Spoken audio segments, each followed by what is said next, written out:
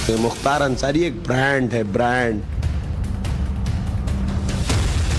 कर रहा है मेरे आदमी का दबाव। दुनिया समझ रही है कश्मीर भवन।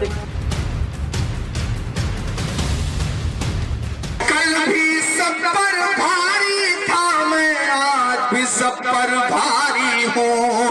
बच्चा बच्चा चीख रहा है, मैं मुख्तार अंसारी। अब न हनक रही और ना ही जरायम की दुनिया में माफिया मुख्तार अंसारी अब कोई ब्रांड रहा। सारी मुख्तारी हवा हो गई है, सारी रंगबाजी धुआं हो चुकी है। जो लोग पर्व और त्योहारों में उपद्रव पैदा करके यहाँ की कानून व्यवस्था को व्हीलचेयर में लाने का काम करते थे, आज वे स्वयं व्हीलचेयर में पड़े हुए हैं और सांस लेने के लिए तरस रहे हैं। पूर्वांचल का माफिया मुख्तार अंसारी अब अपने ही अपराध के बोझ तले दबता नजर आ रहा है।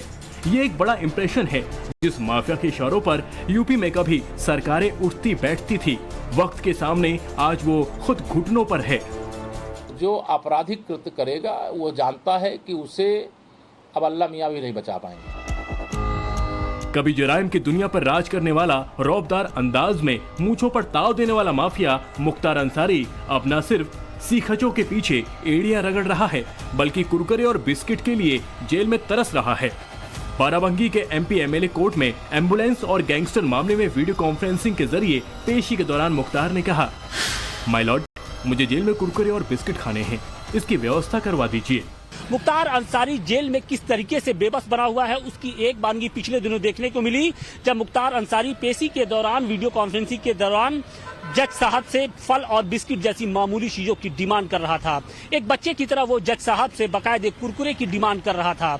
एक वो भी दौर था जब मुख्तार अंसारी का जेल में दरबार सजता था। बड़े बड़े अधिकारी नेता उसके आगे घुटने टेक कर बैठा करते थे। मछली खाने का मन होता था तो वो जेल के अंदर ही तालाब खुदवा लेता था। लेकिन अब सत्ता बदल चुकी है और इस बदलाव को मुख्तार अंसारी भी बखूबी समझ रहा है और देख भी रहा है। 10 मई को भी इसी मामले में वर्चुअल पेशी के दौरान मुख्तार ने लखनऊ के दशहरी आम और केले की डिमांड की थी। तब मुख्तार ने कोर्ट के सामने कहा था कि उनके वकील को इजाजत दी जाए कि जब वो बांदा जेल में मिलने आए तो केला और लखनऊ के दशहरी आम ला सकें। इसके लिए कोर्ट ने इजाजत दे दी। मुख्तार अंसारी किसी अनजाने दहशत से नहीं घिरा है। उसे इस बात का बखूबी एहसास है कि उसके गुनाहों का अंजाम क्या होने वाला है। उसे पता है कि उसके माफिया साम्राज्य का द एंड तय है और 5 जून को उसकी मुख्तारी के खात्मे पर एक और मुहर लगने वाली है, जब 31 साल पुराने अवधेश राय हत्याकांड में उसके गुनाहों का फाइनल हिसाब होगा। पूर्वांचल का सबसे बड़ा माफिया मुख्तार अंसारी अपनी जिंदगी के सबसे मुश्किल दौर से गुजर रहा है। 5 जून की तारीख मुख्तार अंसारी पर भारी पड़ने वाली है, क्योंकि अवधेश राय हत्याकांड में वाराणसी की MP MLA court Mukhtar Ansari के खिलाफ सजा सुनाएगी। दरअसल 3 अगस्त साल 1991 को लहुराबीर के इलाके में अवधेश राय की गोली मारकर हत्या कर दी गई थी। जिस वक्त इस वारदात को अंजाम दिया गया था, अवधेश राय अपने छोटे भाई अजय राय के साथ घर के बाहर खड़े थे। तभी मारुति वैन सवार कुछ लोग पहुंचते हैं और ताबड़तोड़ उन्होंने गोली मारकर अवधेश राय की हत्या कर दी। इस कत्ल का इल्जाम मुख्तार अंसारी समेत कुल 5 लोगों पर लगा था। इस घटना में जो अवधेश राय के छोटे भाई अजय राय हैं वो चश्मदीद गवाह हैं और बताया ये जाता है कि जिस तरीके से उन्होंने अदालत में मुख्तार अंसारी के खिलाफ गवाही दी, उससे साफ तौर पे ये जाहिर होता है कि आने वाले दिनों में मुख्तार अंसारी को सजा होना लगभग तय माना जा रहा है। मुख्तार पर मर्डर के कुल 15 केस हैं। माफिया मुख्तार को 4 केस में सजा हो चुकी है। आखिरी सजा 29 अप्रैल 2023 को सुनाई गई। इसमें उसे 10 साल की जेल हुई। मुख्तार अंसारी सुनहरा चश्मा पहनने वाला वो बाहुबली है जो मीडिया के सामने बैठकर पिस्टल नचाता था, जिसके जुर्म के काले अध्याय अतीक अहमद से कम नहीं। साल 1986 में सचिदानंद की हत्या से मुख्तार के अपराध का सिलसिला शुरू हुआ और फिर एक एक कर ऐसी कहानियां जुड़ती गई, जिससे मुख्तार अंसारी माफिया नगरी में बड़ा होता गया। ये वो मुख्तार है जो कई सालों से जेल में बंद है और वहीं रहते हुए उस पर हत्या के 7 मामले दर्ज हो गए। जरायम की दुनिया में मुख्तार अंसारी की खनक ऐसे ही नहीं थी। हुकूमत चाहे समाजवादी पार्टी की हो या बीएसपी की, मुख्तार अंसारी सत्ता संरक्षित मानी के रूप में जेलों में अपनी हनक दिखाता रहा और जेलों को ऐशगाह बनाता रहा। ये वही मुख्तार अंसारी है जो अपनी दबंगई के दम पर कानून को खुद के सामने बौना समझने लगा था, खुद को शहंशाह गाजीपुर समझने लगा। मन बढ़ इतना कि जेल में कैद के दौरान जेलर पर ही पिस्टल तक तान देता था। वो जेलर थे SK अवस्थी और वाकया हुआ था 23 अप्रैल 2023 को लखनऊ जेल में। मैं लखनऊ डिस्ट्रिक्ट जेल में था, यहाँ पर 2003 की बात है। उस समय मुख्तार अंसारी यहाँ बंद थे। मुख्तार अंसारी से मुलाकात के लिए कोई व्यक्ति आया था, मैंने उसको रोक दिया था। ये स्वतः आए, इन्होंने उसमें कहा कि इसको ले लीजिएगा। उनको ये मालूम था कि इसके पास पिस्टल भी है। उसकी तलाशी के प्रकरण पे जब अंदर आया, तलाशी का प्रकरण हुआ, तो इन्होंने मुझ पर बिगड़ गए और उनका इसकी तलाशी मत लें। जब मैंने कहा कि मैं जेलर हूँ, तलाशी लूँगा, तब उन्होंने उसी के पास से पिस्टल निकाल ली और मेरे पर लगा दी, मुझ पर तान दी, लगाई नहीं, मुझ पर तान दी। मनबड़ सिर्फ मुख्तार अंसारी ही नहीं रहा, उसकी औलादें भी रही जो अपने वालिद मुख्तार अंसारी को जरायम की दुनिया का ब्रांड बताते नहीं थकते थे, बाहुबली बताने में प्राइड फील करते थे। मुख्तार अंसारी एक ब्रांड है, ब्रांड, ऐसा ब्रांड कि देश का प्रधानमंत्री, देश का गृह मंत्री, देश का डिफेंस मिनिस्टर, देश का प्रदेश का मुख्यमंत्री अगर दिन में 4 बार नाम न ले तो खाना हजम नहीं होता। मुख्तार को भी कभी ऐसा गुमान था और वो कानून को अपने सामने बौना समझता था। 2005 में मुख्तार ने गाजीपुर जेल को ठिकाना बना लिया और जो दरबार कभी फाटक पर लगता था वो गाजीपुर जेल में लगने लगा। ऐशो आराम के सारे इंतजाम वहीं तैयार कर लिए गए। मुख्तार ताजी मछली खा सके इसलिए जेल कैंपस में ही तालाब खुदवा दिया गया। एक डिप्टी SP उसके लिए अखबार लेकर जाते थे तो दरोगा मुख्तार के प्रेस के लिए कपड़े पहुँचाने का काम करते थे। गाजीपुर जेल पर मैं जबकि गया हूं तो मेरी जानकारी में आया है कि DM SP तक बैडमिंटन खेलने के लिए आया करते थे। अधिकारी उससे बीच बीच में आया करते थे मिलने के लिए। उसने इतना प्रभाव था कि तालाब में, जेल के अंदर तालाब था, उसमें मछलियां अपनी डलवा रखी थी। मेरे पूर्व की बात है। जेल की सलाखों के पीछे जो रसूख मुख्तार ने जिया है वैसे ही जलवा उसके जेल के बाहर भी रहा। उसके पास महंगी कारों का कलेक्शन होता था और हर गाड़ी का नंबर 786 होता था। उसकी बीवी बच्चे भी 786 नंबर की गाड़ियों के काफिलों में नजर आते थे। मुख्तार को हमेशा से ही महंगी गाड़ियों का शौक रहा है और उसके पास लग्जरी कारों का शानदार कलेक्शन भी रहा।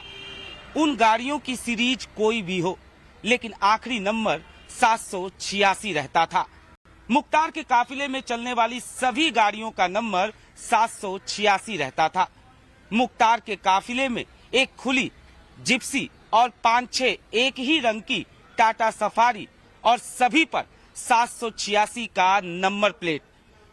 मुख्तार अंसारी की चाहत थी कि जब वो जेल से बाहर आए तो उसके काफिले में SUV हमर भी शामिल हो, लेकिन मुख्तार की ये ख्वाहिश अब तक पूरी नहीं हो सकी। उस समय कोई बहुत नई गाड़ियां नहीं आई थी। सबसे लेटेस्ट गाड़ी सफारी थी, टाटा सफारी, और 786 नंबर की मैरून कलर की उसकी गाड़ियां होती थी और जो दूर से ही उसकी गाड़ियां देख करके दहशत हो जाती थी तो लोग अपनी गाड़ियां किनारे करके खड़े हो जाते थे। इसकी ख्वाहिश थी कि जब वो जेल से बाहर आया तो हमर में वो एक तरीके से उसका काफिला निकले। देखिए, उसकी ख्वाहिश तो ख्वाहिश ही रह गई। अब तो उसकी मौत भी जेल में ही होनी है, तो ख्वाहिश रह गई। उस समय कोई और बड़ी गाड़ियां नहीं आई थी। सबसे लेटेस्ट गाड़ी टाटा सफारी थी जिसका उसने इस्तेमाल किया, और हमर वगैरह तो अब इधर आई हैं। जो उसकी ख्वाहिश थी वो ख्वाहिश अब शायद उसकी अगले जन्म में पूरी हो, क्योंकि उसकी मौत जेल में होनी है, ये तो हर बच्चा जान चुका है अपराध जगत का। जब मुख्तार अंसारी का कारवा निकलता था तो लाइन से 19-20 गाड़ियां गुजरती थी। सारी गाड़ियों के नंबर 786 से खत्म होते थे। जिस तरह से मुख्तार अंसारी को 786 नंबर की गाड़ियां रखने का क्रेज था, ठीक उसी तरह इस माफिया को ब्रांड ही नहीं जेम्स बॉन्ड समझने वाली उनकी बेगम को 007 सीरीज वाले नंबर का क्रेज था। हाफसा अंसारी, अनवर शाहजाद और सरजीत रजा की आडी कार UP 32 FA 7007 कुर्क की जा रही है। मुनादी के साथ कुर्की की ये तस्वीरें जून 2021 की हैं, जब गाजीपुर पुलिस ने मुख्तार की पत्नी अफशांग अंसारी के नाम पर रजिस्टर्ड 007 नंबर वाली कार को कुर्क किया था। 786 और 007 नंबर वाली गाड़ियों की शौकीन इन माफिया फैमिली की एक बात कॉमन थी, और वो ये कि उनकी गाड़ियों का ड्राइवर एक्सपर्ट हो, दुश्मनों को पहचानता हो और मुश्किल हालात यानी अंधाधुंध फायरिंग हो रही हो तो गाड़ी को रिवर्स गियर में भी गाड़ी भगा ले जाने में उस्ताद हो। मुख्तार और उनके लोगों को करीब से जानने वाले लोग बताते हैं कि मुख्तार की गाड़ी या उसके काफिले की गाड़ी का ड्राइवर बनना आसान नहीं था। ड्राइवर वही बन सकता था जो दुश्मनों को दूर दूर से पहचानता हो और जो किसी भी रास्ते से गाड़ी निकालने में एक्सपर्ट हो। मुख्तार को जानने वाले तो ये भी बताते हैं कि मुख्तार किस गाड़ी में बैठा है इसका अंदाजा लगाना भी मुश्किल होता था। मुख्तार की हरकत सिर्फ यहीं तक सीमित नहीं थी। जब उसका कारवां निकला था तो किसी की क्या मजाल कि उसकी गाड़ियों के काफिले को 2 मिनट भी रोक सके। अपनी गाड़ियों को हाथ दिखाने पर वो पुलिस वालों को भी नहीं बख्शता था। 27 फरवरी 1996 को मुख्तार ने पुलिस वालों पर गोलियां चलवा दी थी। तब पुलिस वालों ने मुख्तार की गाड़ी को चेकिंग के लिए रोका था। पुलिस वालों की जवाबी फायरिंग में उसकी जीप का एक पहिया पंचर हो गया था और 3 पहियों पर ही मुख्तार अपनी जीप को भगा कर ले गया था। इस क्रॉस फायरिंग में मुख्तार की गाड़ी में सवार गाजीपुर जेल का सिपाही साहब सिंह गोली लगने से जख्मी हो गया था। तब मुख्तार की मॉडस ऑपरेंडी का भी खुलासा हुआ, जिसमें वो शूटर्स के अलावा सिपाहियों को भी गैंग वॉर में इस्तेमाल करता था। मुख्तार जेल के सिपाहियों को गाय भैंस खरीद कर देता था, उनके लिए हथियार के लाइसेंस बनवाता और फिर यही जेल के सिपाही 8 घंटे की ड्यूटी के बाद मुख्तार अंसारी के साथ अपनी लाइसेंसी बंदूक के साथ सुरक्षा में चलते थे। उसी में एक साहब सिंह था जो उस दिन फायरिंग में घायल हुआ था। हथियारों के लाइसेंस से जुड़ा मुख्तार गैंग का ऐसा ही खेल हाल ही में पर्दाफाश हुआ। बताया जा रहा है कि मुख्तार गैंग ने 2 साल के अंदर 28 आर्म्स लाइसेंस नागालैंड से यूपी ट्रांसफर करवाए और पता मुख्तार अंसारी का था। लखनऊ में विधायक निवास दारुल सफा 107, ये पता है अब्बास अंसारी का। अब्बास अंसारी माफिया डॉन मुख्तार अंसारी के बेटे का विधायक बेटा है, लिहाजा विधायक आवास अलॉट हुआ 107 नंबर। यहाँ इस वक्त ताला बंद है क्योंकि अब्बास जेल में है। जाहिर सी बात है यहाँ इस पते पर कोई नहीं रहता। अब्बास से पहले ये पता मुख्तार अंसारी का भी हुआ करता था।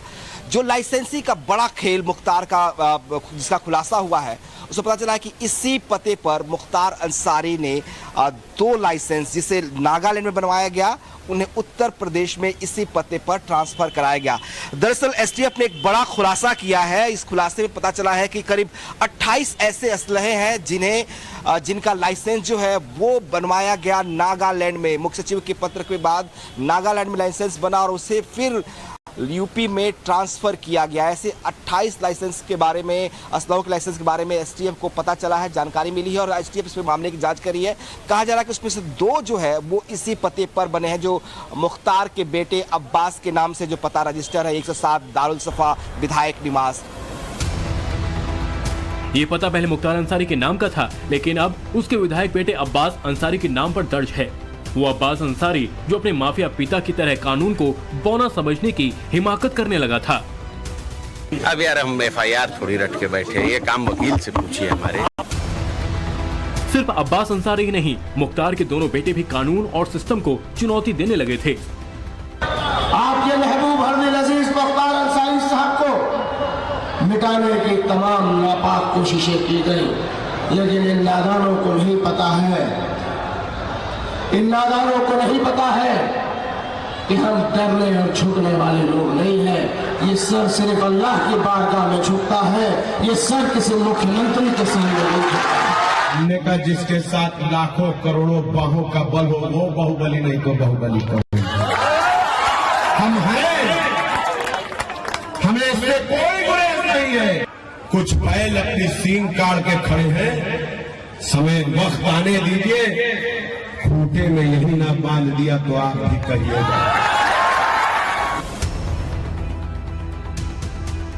सिस्टम को चुनौती देने और कानून को तोड़ने का ही नतीजा है कि माफिया फैमिली का ठिकाना 4 जेल बन गई है। मुख्तार खुद बांदा जेल में सजा काट रहा है। उसका भाई अफजाल अंसारी गाजीपुर जेल में कैद है। बड़ा बेटा अब्बास अंसारी कासगंज जेल में बंद है। अब्बास की पत्नी निखत को चित्रकूट जेल में रखा गया है। वहीं मुख्तार की फरार पत्नी आबशांग अंसारी यूपी पुलिस की लिस्ट में मोस्ट वांटेड और 50,000 की इनामी हो चुकी है। उसके छोटे बेटे उमर अंसारी के खिलाफ भी वारंट है, वो भी फरारी काट रहा है।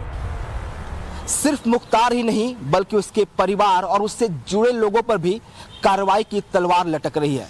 लगातार के खिलाफ कार्रवाइयां हो रही हैं। मुख्तार खुद जेल में बंद है, उसका भाई अफजाल भी अब जेल में है, सजायाफ्ता है। इसके अलावा उसका बेटा, उसकी बहू जेल में ही है, उसकी पत्नी फरार है, छोटे बेटे पर भी आपराधिक मामला दर्ज हो चुका है। इतना ही नहीं, जो उससे लोग जुड़े हुए थे उनके खिलाफ भी लगातार कार्रवाइयां हो रही हैं। सूत्रों की माने तो करीब 200 करोड़ की प्रॉपर्टी पर अब तक बुलडोजर चल चुका है। उससे जुड़े हुए उसके गैंग के जो लोग थे उनके 80 से ज़्यादा असलहे सीज किए जा चुके हैं। ताज़ा कार्रवाई उसके सबसे करीबी शूटर अंगद राय पर हुई है। गैंगस्टर एक्ट के तहत कुर्की कार्रवाई अंगद राय के गाजीपुर और वाराणसी वाले आवास पर हुआ। वैसे तो साल 2005 से जेल मुख्तार का घर हो गया था, लेकिन जेल की सलाखों के पीछे जो रसूख मुख्तार ने जिया है उसके आगे अतीक का जलवा भी फीका ही रहा। गाजीपुर जेल में 90 के दशक में तैनात एक अधिकारी बताते हैं कि उस वक्त टेलीमोबाइल फोन जो है उसका चलन नहीं था। बात करने के लिए लैंडलाइन फोन हुआ करता था और इसी लैंडलाइन फोन का जब बिल देखा गया उस वक्त तो इसका ग्राफ मुख्तार के अपराध के ग्राफ की तरफ बढ़ने लगा। जब खोजबीन हुई, छानबीन हुई तो ये पता चला कि ये जेल अधिकारियों के कारण नहीं बढ़ा है, ये इसलिए बढ़ा है क्योंकि मुख्तार जेल के अंदर से अपने अपराध का साम्राज्य चलाता था। तस्वीरें मुख्तार के तमाम जेल कांडों से पहले की हैं। वो साल था 2005। तब यूपी के पूर्वांचल का जिला मऊ दंगे की आग में झुलस रहा था। सड़कों पर कहीं सन्नाटा था तो कहीं उन्मादियों की भीड़। पुलिस की गाड़ियों का सायरन कहीं कहीं सन्नाटों को तोड़ रहा था। इसी बीच मऊ की सड़कों पर खुली जीप में हथियार लहराते और मूंछों पर ताव देते एक माफिया मुख्तार नमूदार हुआ। न प्रशासन का खौफ, न कानून की चिंता, यूं लगा वो खुद सरकार है। लेकिन एक वक्त ऐसा भी आया जब मुख्तार को किसी का डर सताने लगा था। वो शख्स थे एसटीएफ के तत्कालीन डीएसपी शैलेंद्र सिंह, जिन्होंने मुख्तार गैंग से न सिर्फ एलएमजी की रिकवरी की बल्कि इस मामले में मुख्तार पर पीओटीए के तहत मामला भी दर्ज किया। तब मुख्तार ने तत्कालीन मुख्यमंत्री मुलायम सिंह यादव से पीओटीए से नाम हटवाने को कहा। मुख्तार ने धमकी दी थी कि उसकी बात नहीं मानी तो वो सरकार गिरा देगा। उस वक्त मुलायम सिंह यादव अल्पमत की सरकार चला रहे थे। मुख्तार को बचाने के लिए पुलिस और एसटीएफ पर तरह तरह के प्रेशर बनाए जाने लगे। शैलेंद्र सिंह पर एफआईआर बदलने और मुख्तार अंसारी को पीओटीए हटाने का दबाव बढ़ने लगा। सरकार का दबाव बढ़ने पर एसटीएफ के डीएसपी शैलेंद्र सिंह को अपने पद से इस्तीफा देना पड़ा। अब इससे ज्यादा क्या हो सकता है कि उस प्रोटेक्शन के आगे मुझे रिजाइन करना पड़ा और सदन में उस समय विधानसभा चल रही थी, सदन स्थगित हो गई। मुझे याद है बीजेपी ने स्थगन प्रस्ताव ला दिया, सदन स्थगित हो गई, हंगामा हुआ और मुलायम सिंह जी को कहीं बाहर थे, आके सदन में बयान देना पड़ा और सदन के अंदर और बाहर निकल के उन्होंने बहुत उस अंदाज में कहा कि एक अदना सा अधिकारी, एक डिप्टी एसपी मेरा क्या कर लेगा। हम सरकार हैं, हम कैसे चलाना सरकार हम जानते हैं। ये कौन होते हैं? ये तो हमारे आदेश का पालन करने वाले हैं। माफिया से नेता बने बाहुबली मुख्तार अंसारी की जुर्म की कहानी के ढेर सारे पन्ने हैं। इसी साल मार्च में इलाहाबाद हाई कोर्ट ने मुख्तार गैंग को देश का सबसे खतरनाक गिरोह करार दिया था। लेकिन मुख्तार जैसे माफिया जो कभी सत्ता के सहयोग से मिले राजयोग से बेलगाम हो चले थे, अब उनका नंबर आ चुका है। कानून अब उनके लगाम कस रहा है। योगी राज में उनके गुनाहों की फाइल फिर से खुलने वाली है। 1997 के नंद किशोर रूंगटा केस में मुख्तार बरी हो चुका है, लेकिन इस केस की फाइल फिर से ओपन होगी। 2005 में कृष्णानंद राय हत्याकांड केस में भी मुख्तार बरी हुआ, लेकिन इस हत्याकांड की फाइल फिर से खुलेगी। 2009 में हुए ठेकेदार मन्ना सिंह हत्याकांड की भी फाइल फिर से खोलने की तैयारी है। मुख्तार अंसारी कृष्णानंद राय को 500 गोलियां चलाकर मारे गए, वो भी समाजवादी पार्टी की सरकार थी, मैं आईजी लॉ एंड ऑर्डर था। 2005 की मुझे याद है कि सबको मालूम था कृष्णानंद राय को मारने के लिए शूटर मुख्तार के घर फाटक में पहुंच चुके हैं। मुन्ना बजरंगी, संजीव जीवा, अताउर रहमान बाबू सब पहुंच गए हैं। सबको जानकारी थी, वहां के एसपी थे, उन्होंने कहा डीआईजी साहब से पूछ लो। अब मुख्तार भाई के घर में रेड होना है, फिर इसके बाद यहाँ पूछ लो, लखनऊ पूछ लो और उच्च स्तर तक पहुंचाया गया।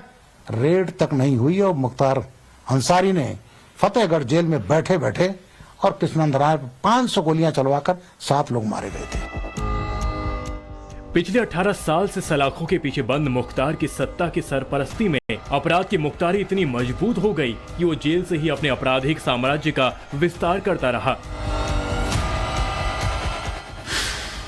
मुख्तार पर दर्ज 61 मुकदमों में से हत्या के 8 केस उसके जेल में रहते वक्त ही दर्ज हुए। जाहिर है सत्ता की सरपरस्ती में माफिया से माननीय बन चुके मुख्तार के अपराध की रफ्तार को जेल की दीवारें रोक नहीं पा रही थी।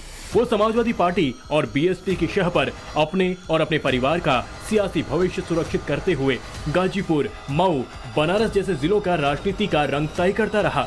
लेकिन 2017 के यूपी विधानसभा चुनाव में उसकी ये माफियागिरी बड़ा मुद्दा बन गई। जिस मऊ में मुख्तार के आतंक और सियासी रसूख का जलवा था, वहां की चुनावी रैली में प्रधानमंत्री मोदी ने भी माफिया को सत्ता की सरपरस्ती पर सवाल उठाए।